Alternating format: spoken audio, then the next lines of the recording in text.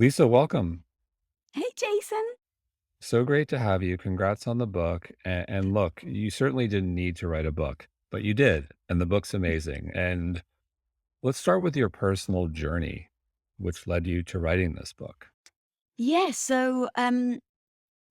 there's such a huge myth that we need confidence to have the life we want. And so many people kept turning to me saying, I wish I had your confidence in order to have the life I want. And it started to really dawn on me that people think of confidence as being the magic sauce, that once you get it, everything's going to be okay. And then the other thing is that you have to wait to get it in order to make that first step. And for me, it wasn't like that at all. For me, it was I'd been a stay at home wife for 8 years. I'd supported my husband. And it's really important for me to say that being a stay at home wife just wasn't my dream. So it's not about the job itself. It was every single day for 8 years, I felt like I was living someone else's life. I was serving my husband, I was serving his goals and his dreams. And I never thought that I had the confidence to speak up and let him know that I wasn't happy. And what I realized was is that confidence isn't the end goal. So when people say to me, I want confidence, I usually ask, you want confidence to do what? You want confidence to tell your boss you want the pay rise. You want confidence to tell your partner you're not happy. You want the confidence to. So I realized that they're using confidence as a tool. And that was when it really hit me that my journey from a stay at home wife supporting my husband for 8 long years to then building co-founding Quest Nutrition and Impact Theory and hosting my own show and now writing this book, it was the fact that I didn't wait for confidence. I used a set of tools, but I was still freaking scared, but I just did it anyway. And that's what ultimately, as I was writing the book, it was like, that's what it's about. It's about radical confidence. It's not about waiting for something. It's about being scared, being insecure, having all the nerves, having all the, not having the skill sets that you may need, but taking the tools in order to take that first step and eventually living the life you actually want. So that's kind of how I came full circle on that being the main theme, because I really want people to really get unstuck. And it's like, what is that thing that gets them to be shaken awake? Most people, it's the rock bottom. As you know, like I have my own show and I interview so many incredible women that have massive successes. And I always ask them, like, where did it start? And usually it comes from they hit rock bottom. So there was nowhere else to go. And for me, I never did, which is why I think I lived 8 years of being stuck and pausing in my life. So that's really what the book is for, the people that live in what I call purgatory, the mundane. I love that. We toss around the word confidence all the time. I hear so many times you got to build confidence, you've got to get confidence. And I think it's so important to get to the why. And so how do you think about confidence in general, building off of what you just said, building confidence, getting confidence, need more confidence. What are we getting so wrong? And it's one thing to say, all right, you got to build confidence. Well, that's sometimes easier said than done. So what are we getting wrong about this whole it is confidence is critical, but what are we getting so wrong? Yeah, I think it goes back to the fact that we're using it as the end goal. I just want to be confident. And so we get stuck on that. But it's like someone saying, I just want to be happy, right? Wouldn't you, if someone said, I just want to be happy, wouldn't you say, okay, well, what does that mean to you? What does happiness look like to you? So we get stuck on, I just want to feel confident, but it's not the end goal. And so when I say, like, let's take, for instance, public speaking. So many people, they say public speaking is like the most feared thing, even like before death, which it just goes to put in perspective how frightening public speaking is. So for me, I had a goal of creating impact. And so my husband and I, we built Impact Theory as part of that. Then I started to get people reaching out wanting me to public speak. And I was very fearful. I was so scared that I was like, there's no way I'm going to do it. There's no way I'm going to do it. I don't have the confidence yet to get up on stage. But what I realized is that the confidence to get on stage wasn't the end goal. The end goal was getting on stage. And so I said, okay, I'm focused on the wrong thing. I'm so worried and I'm so focused on, but I don't have the confidence yet that I wasn't getting started. So what if I just got started? And to your point, it's one thing to say, well, just be confident to get on stage when it's so different to actually step on stage. So I actually pushed out the word confidence from my vocabulary and I said, what does it because I've already assessed the end goal isn't to feel confident to get on stage. The end goal is to get on stage because it aligns with my goal. Okay, so if you have a goal and if you have something that aligns with that goal that you're fearful of, I want everyone right now to stop thinking, how do I get confident to do it? And start saying, how do I step on stage? Now, lay out a game plan. Because to your point, I'm just going to keep repeating, it's such a difference to say, I want to be confident, or you don't have to be confident to do it, and then actually doing it. So I laid out a game plan. Okay, what are the things that I know in my toolbox that I can use when I don't have the confidence to get me on stage? So, first of all, the first step was just say yes. I was so scared to even accept an offer. So I had a rule. The very next person that reaches out to me, just say yes. Because I know that if I wait to feel confident to say yes, it won't happen. So that was my rule. Step number one, say yes to the next person who asks. The next person who happened to ask was TEDx. So I just said yes blindly, and then I started to panic. But I'm like, the good news is I've already said yes, and now I deal with the panic. And now I go, okay, Lisa, coach your way through it. First of all, number one, this is your first time getting on stage. Give yourself grace to be the first time getting on stage. We all want to be perfect. We all want to do something so amazingly. We want the accolades that we don't give ourselves the padding or the grace to say, this is your first time. Take a baby, for instance. The very first time a baby eats with their hands, they don't get it straight in their mouth, right? They get it on their foot. They get it in their eye. So all these things, instinctually, yes, we know that as a kid, but for some reason, as adults, we just don't think like that. So I repeat to myself, the first day you went to film school, did you know everything? Were you going to expect yourself to be as good as Spielberg? No, because it's my first day. So with speaking, I gave myself the grace. Lisa, as long as you get up stage and speak, that I'm proud of you. So I didn't hold myself to like, oh, you're going to be as good as Oprah. You're going to be as good as Brené Brown. I just said, get on stage and do the talk. So that encouraged me enough to now go, okay, I'm not going to back out. Now, how do I actually physically get on stage? I use tools to my advantage. So first of all, I use music. How do I want to feel? Let's face it, when you're sad, most people go to like a Sam Smith song, right? Because when you're sad, that sad song actually just feels good. So we all know music has an ability to change our emotions. So now, how am I going to use that to change the emotion to feel how I want to feel?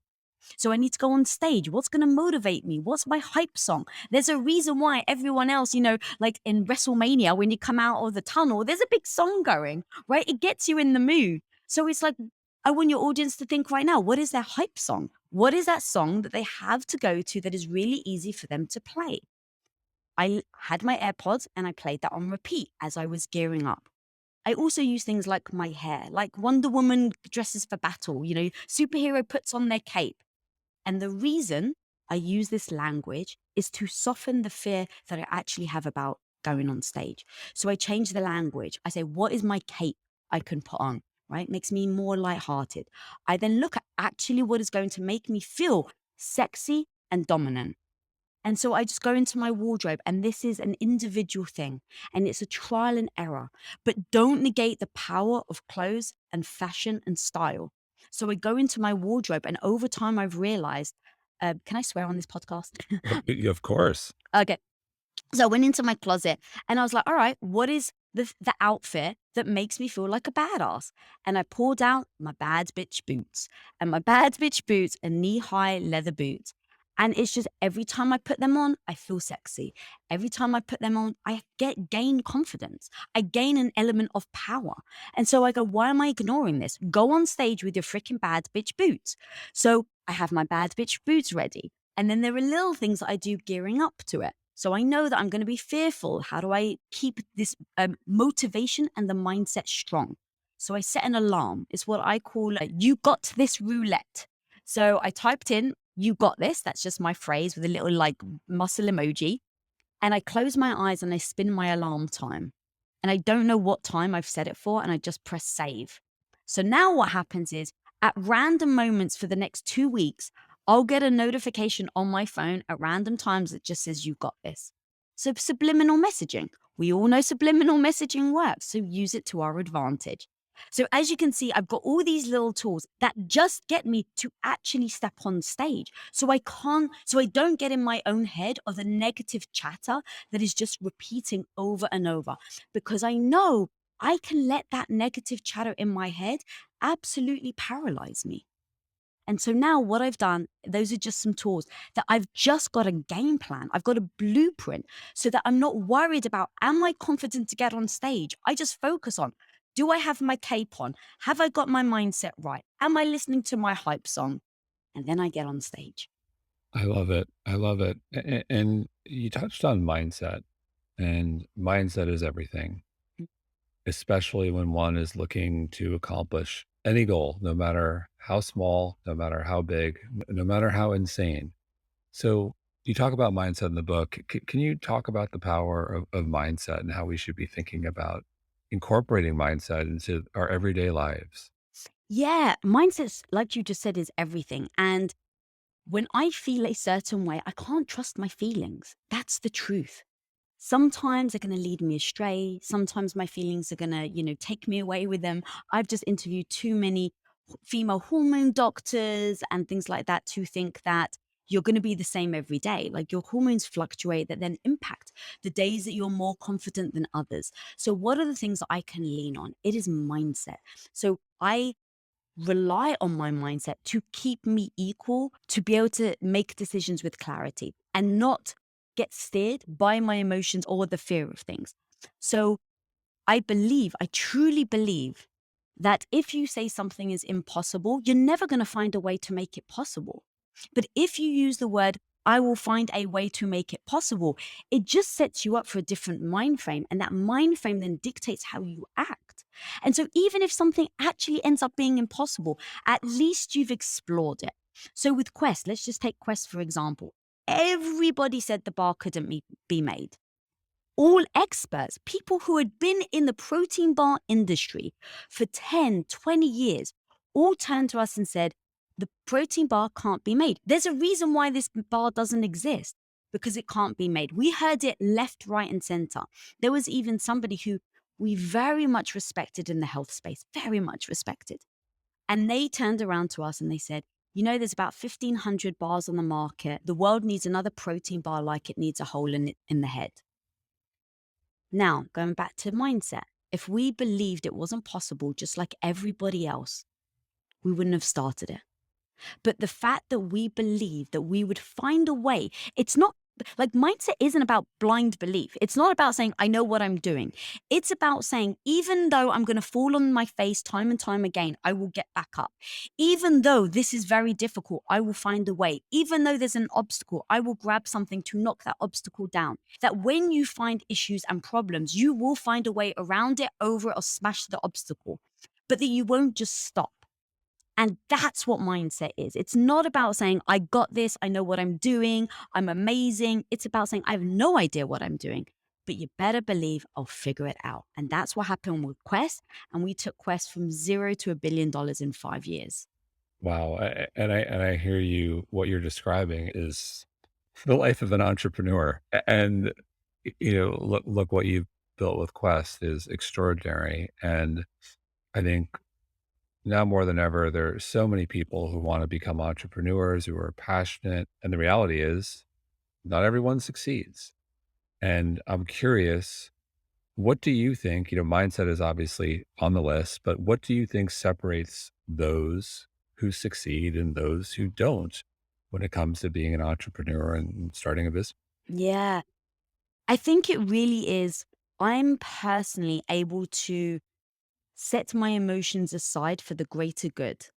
And what I mean by that is, I used to live in a life of absolute fear, worried what people say, the judgment of others. Will I be liked? People pleasing, not wanting to feel insecure, not wanting to be undermined, so not wanting to put myself in any situation where people around me were smarter, better, or stronger than me, because it would make me feel worse about myself. All of that held me back. And there were so many lessons that I learned, but if I had to encompass it, it really is that when I think about what stopped me from trying, it was the fear of failing, the fear of someone thinking I was no good, the fear of being judged. So when I look at the word fear and how I show up now every day with fear, it really is a learn from the experience, no matter how fearful it may be. Because there has been, and I know it's not, I still feel the sting. The fear that I encompass, it still can become very loud. And so I say, how on earth do I not let it stop me? And I go, okay, with whatever I'm about to enter, how can I learn from it? Again, it doesn't mean that it doesn't sting like hell. It doesn't mean that I'm not sometimes heartbroken over it, but it means that I don't let it stop me. And that if you can change your perspective from the fear of failing into an opportunity, like honestly, it has changed my life. And I don't mean that hyperbolically. I actually mean it. You know, one of the most impactful situations that happened to us was early days at Quest, where every penny counts. And we had a batch that we were making, and we'd finally hired these three guys to be able to do it, while us three, me, my husband, and the business partners, were able to run the office. And so one day they're making a batch of bars, and the guy comes in with like the worst horror look on his face.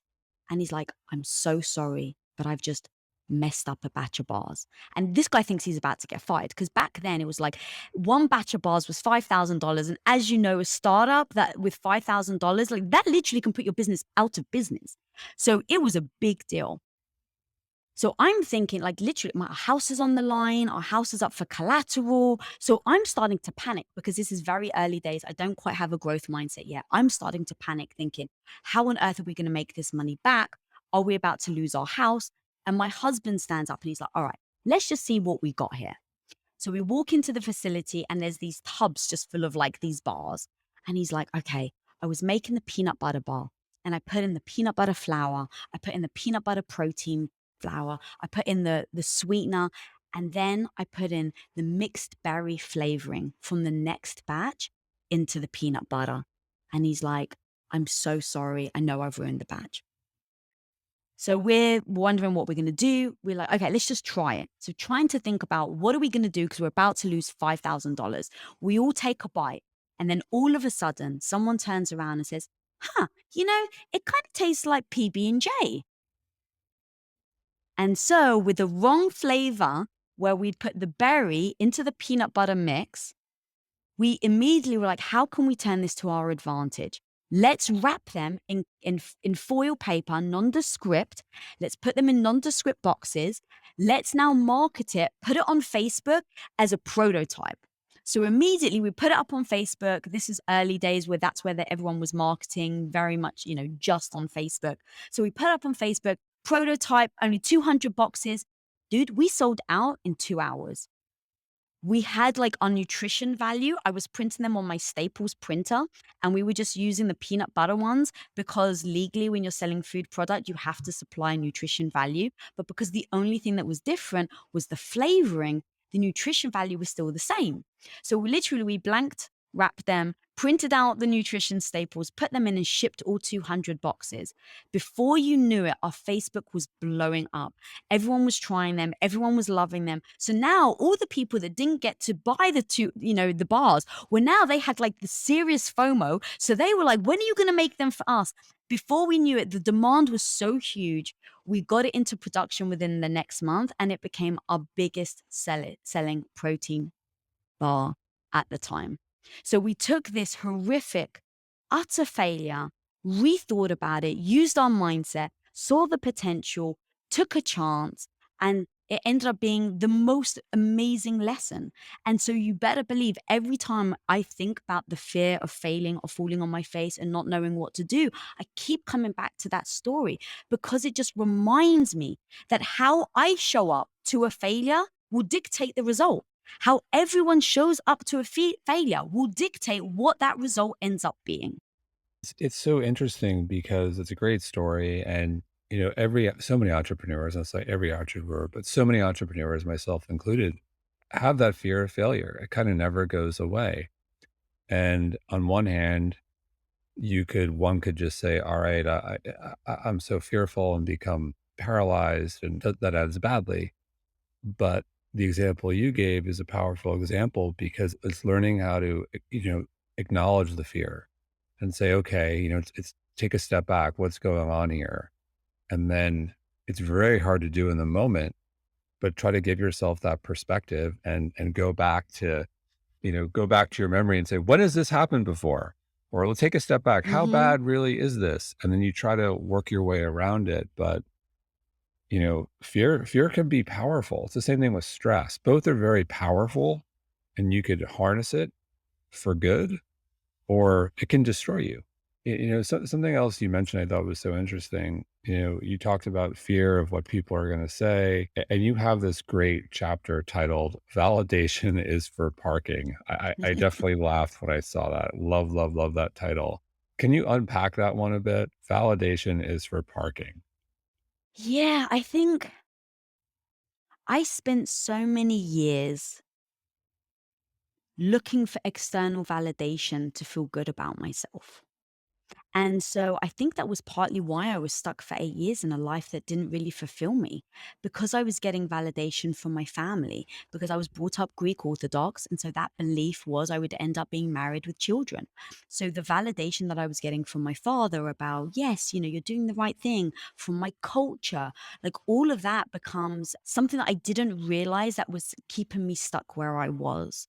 And I think that it happens to so many of us on so many levels. So that kept me where I was. And then also, I think we very much we all have an identity.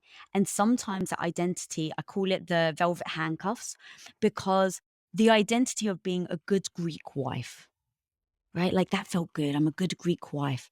Even though the actual life that led to wasn't satisfying.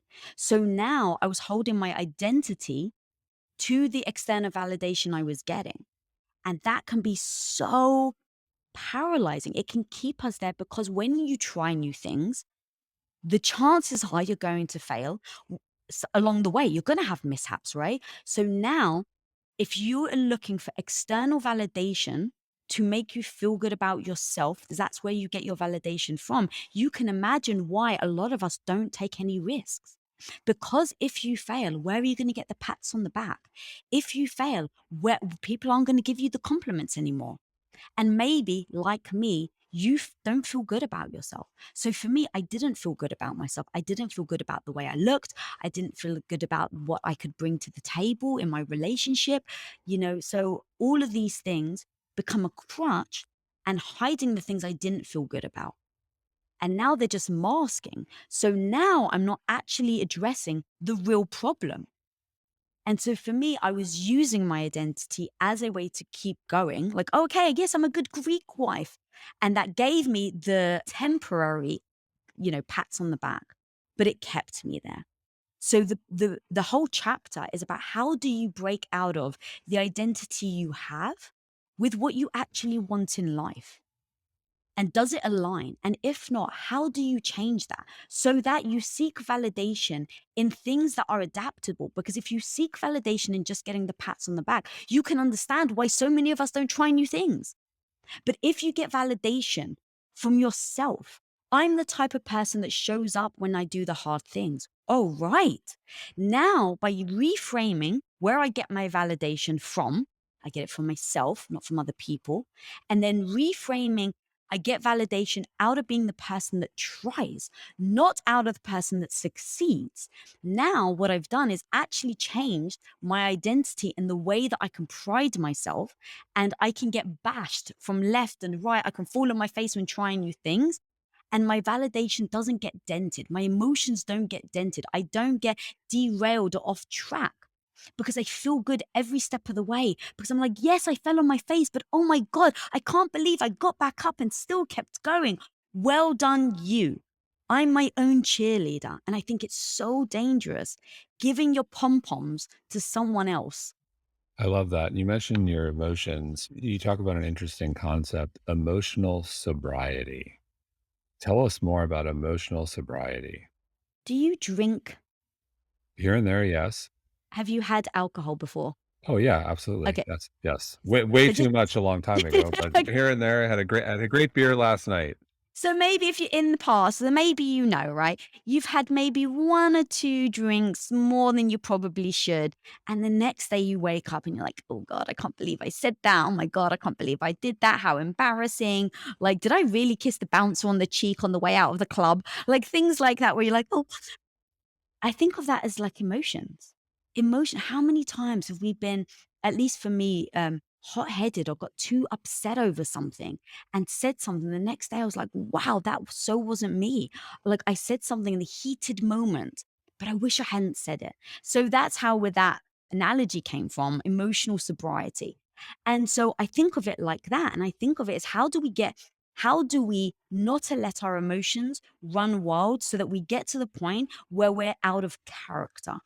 Because when you're going for your goals, your dreams, when you're being challenged, when you're really facing things every single day, you're going to find that some people don't agree with you. You're going to find that some people upset you. You're going to find that some people are frustrating. And the question is, how do you deal with your emotions in those moments? Does it serve you or does it not? If it doesn't serve you, how do you emotionally regulate? Because let me tell you, flipping out at somebody, who, let's say you want to do a business partnership with, may not serve you. But sometimes it's hard. Going back to something you said so powerfully earlier, there's a big difference between wanting to do something and doing it. So there's a massive difference between not wanting to lose your shit in front of people and not losing your shit in front of people. So in that chapter, I really do break down like these are the tools that you can use to then step away and not have this emotional reaction. It isn't about saying don't feel your emotions. I think emotions are very powerful. And I think that they're an amazing indicator to let us know when something's wrong in our lives, right? You get that gut feeling. That's an emotion. You're feeling sad. Okay, well, why are you feeling sad? Is it maybe your hormones are out of whack? Is there maybe something in your life that you haven't addressed, right? Feelings can be amazing.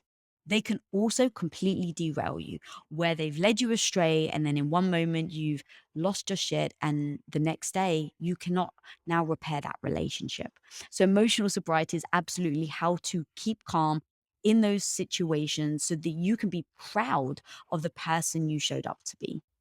And is there one thing specifically that you found to be helpful in those moments where you feel like you're going to lose your shit? Yes. So, I mentioned music. That's definitely one of them. Walking away. This becomes controversial, which is kind of weird that walking away is a controversial thing, but apparently it is. I just walk away. I don't know. I get pushed back a lot. So I'm like, fine, if staying in there serves you, again, I go to what are you trying to achieve and does it serve your goal? So for me, in those moments where I'm hot-headed and heated, I know I need to calm down. So assess who you are and how you behave in those moments. I think normally it happens after the fact for me.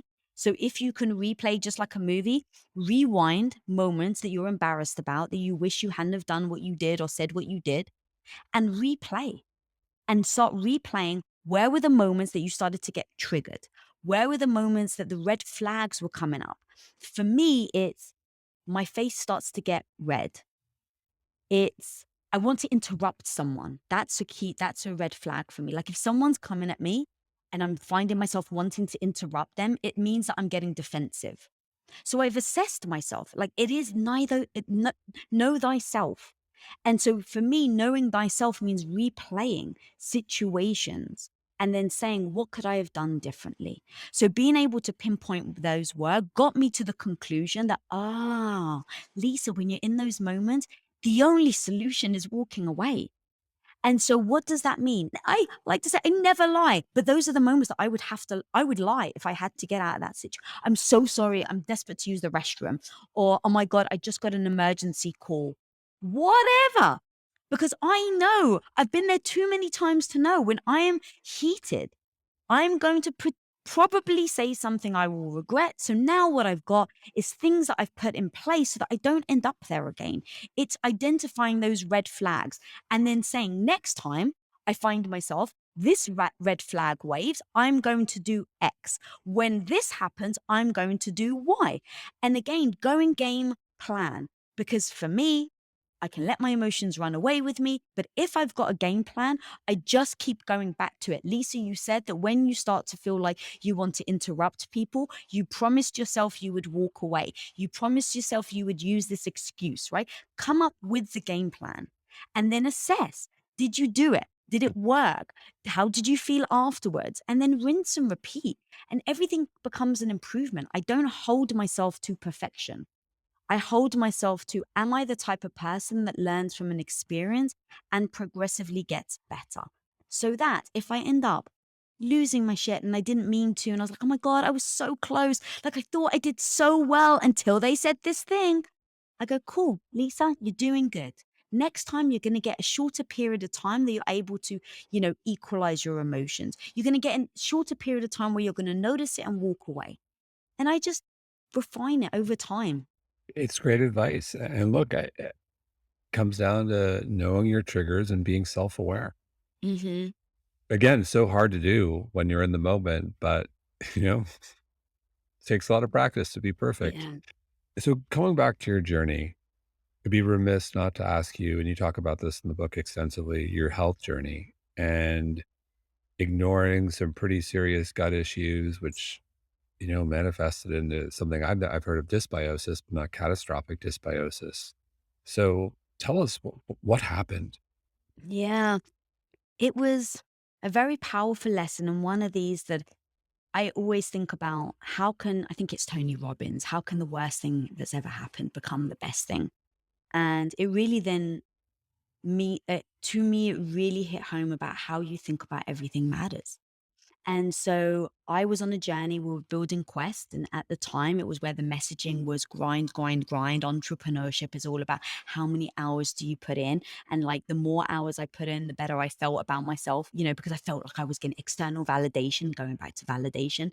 It's like, oh, wow, you work 17 hours a day. God, it's like, yeah, like prided myself on being the person that worked a lot. And that was detrimental to my health.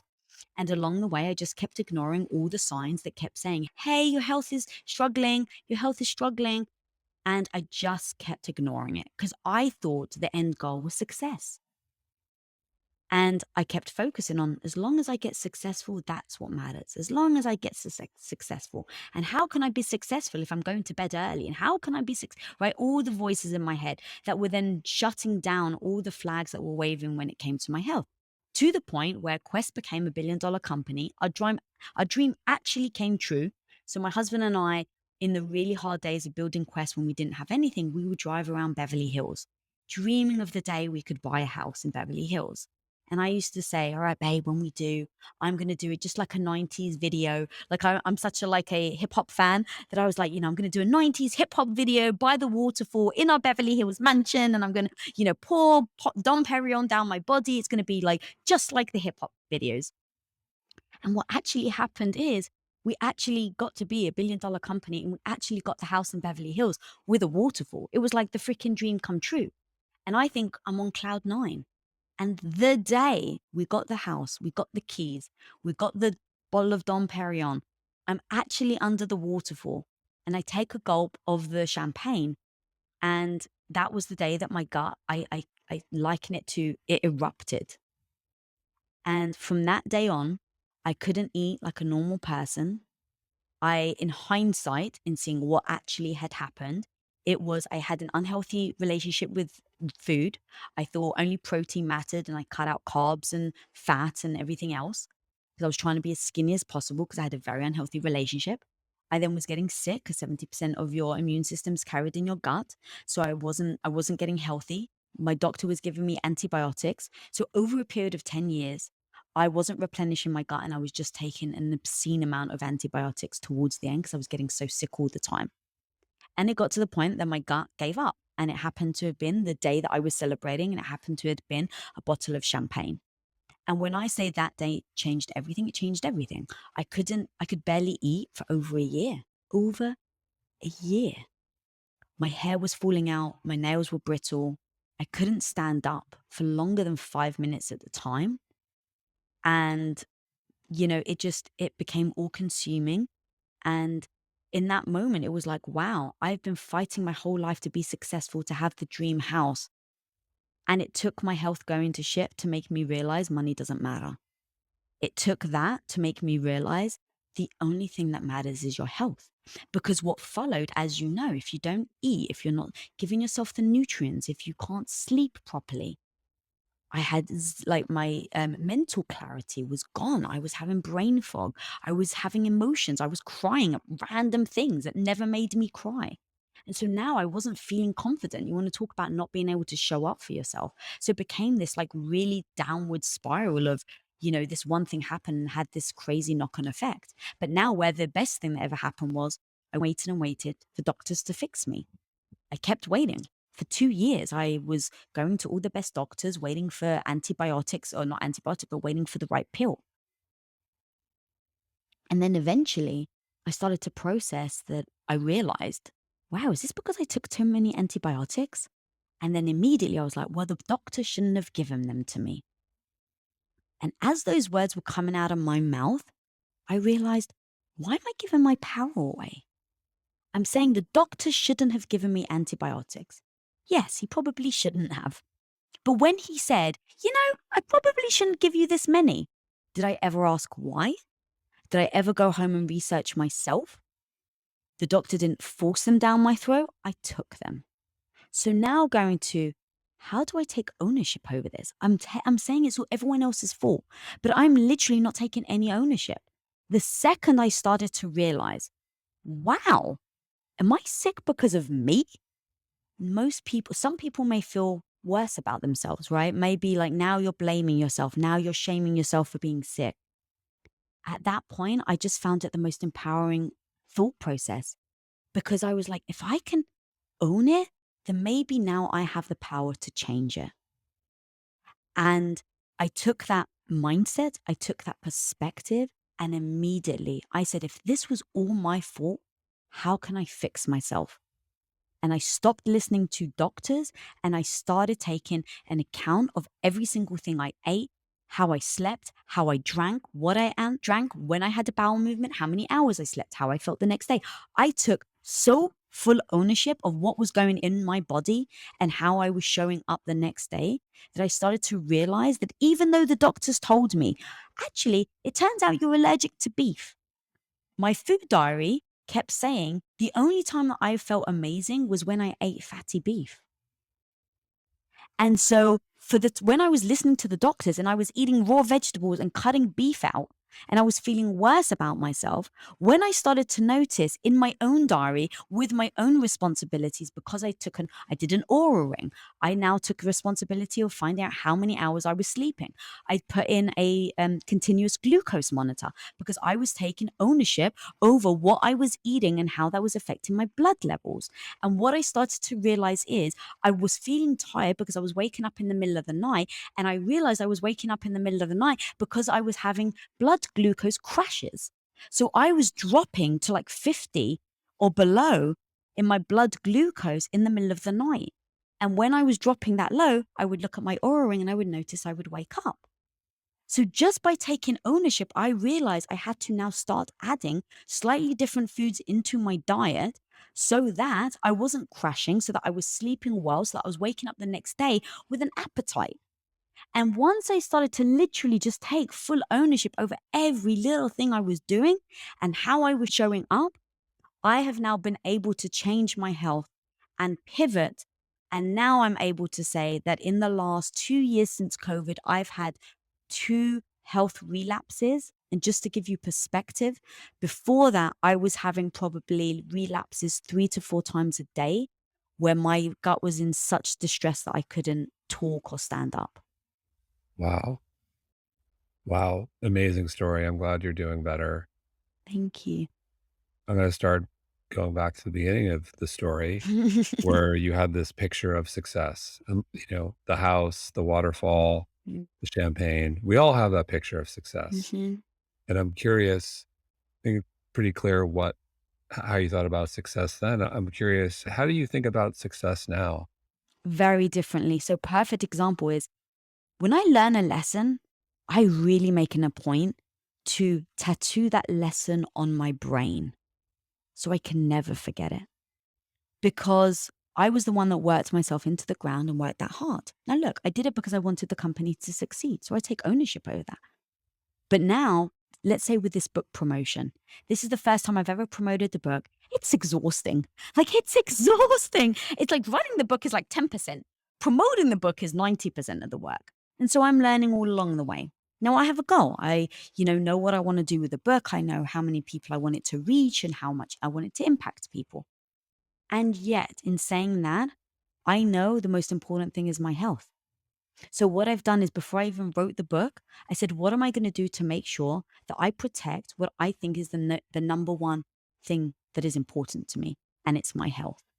Because I made a promise to myself when I was that sick on my birthday, where literally I'm literally like nibbling at a piece of chicken on my birthday, and everyone else is having cake and celebrating. I swore to myself I would never let my weight or my physical appearance dictate my health again. And that was what it was. I was cutting out all these foods because I thought I was should be as skinny as possible and I was getting accolades for how I looked.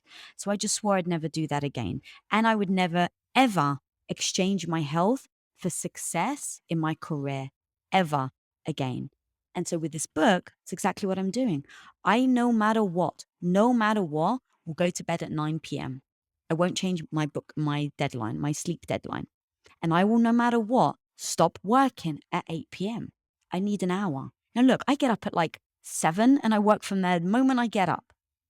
But I know the things, and in fact, sorry, that's one thing. So I will go to bed at 9, no matter how busy I am.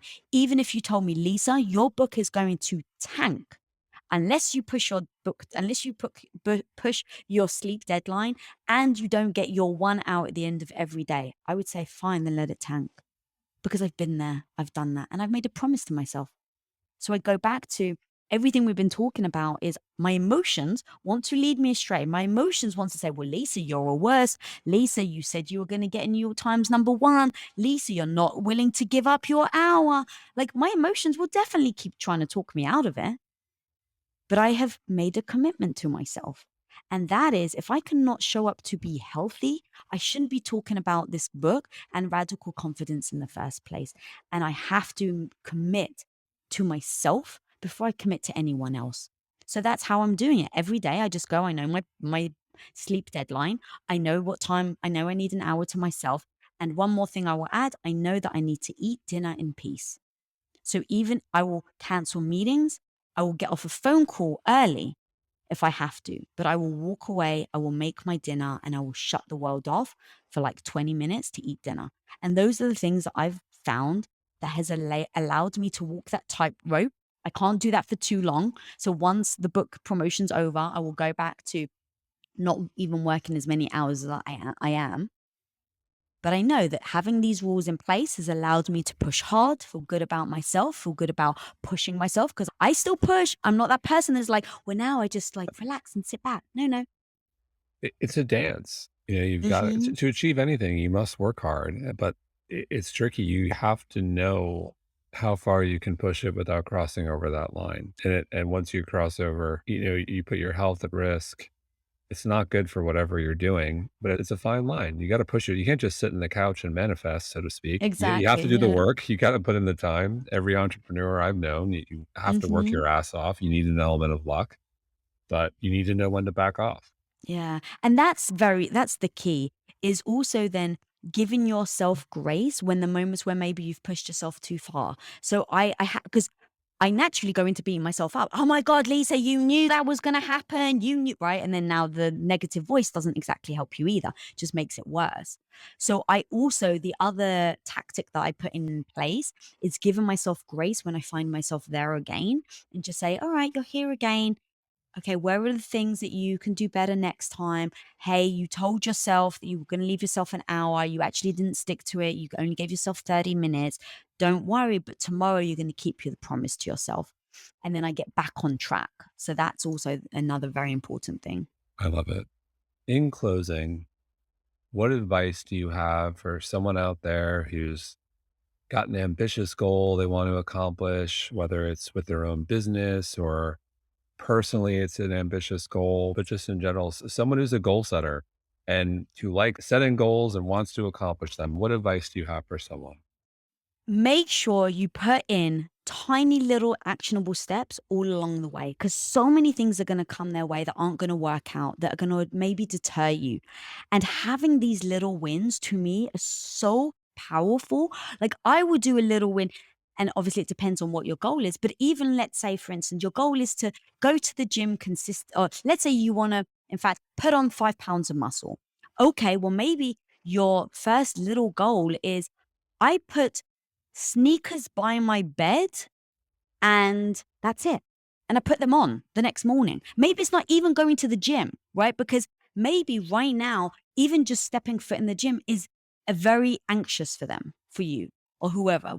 So put in small little goals that lead up to your big audacious goals. That to me will keep you on track in making sure that you're always taking that step forward. Then just embrace every so often, you may take 2 steps back and only 1 step forward.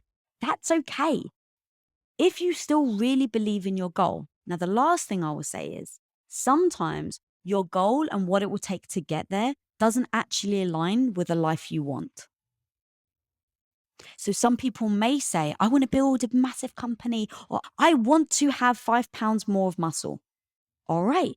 I totally understand. That may be really exciting. Now, let's say 3 weeks in, you realize you have to get up at 7 in the morning. You realize you actually have to make now your own food. So now all the spare time that you had hanging out with your partner, hanging out with your mates, going to a club, getting drunk, now you have to shift your behavior. And now you're like, well, screw this. I don't know. Like, just don't, with no judgment. Like, don't judge yourself for not doing it. But I would say then sit down with open eyes and say, I told myself I wanted to gain 5 pounds of muscle. I, though, don't like getting up at 7 a.m. and I hate not going out with my friends on Saturday. I don't want a life where I'm not going out with my friends on Saturday. Amazing. Then just admit that what it's going to take for you to reach your goal, you're not willing to do. And now that admitting it just allows you to not have any regrets. So in 10 years, when you say, yeah, I was going to put on 5 pounds of muscle, you can just turn around and say, and I decided not to because it didn't fulfill the life I wanted. Instead of beating yourself up and telling yourself how freaking lazy you were, that you couldn't be bothered, and oh my God, how lazy are you to not go to the gym consistently, which that thinking is destructive. Well, our audience is a health forward one, so I know all of our listeners are gonna put on the 5 pounds of muscle if they want to. We'll clo Exactly. well, we'll close there. Lisa, thank you so much. Thank you so much for having me.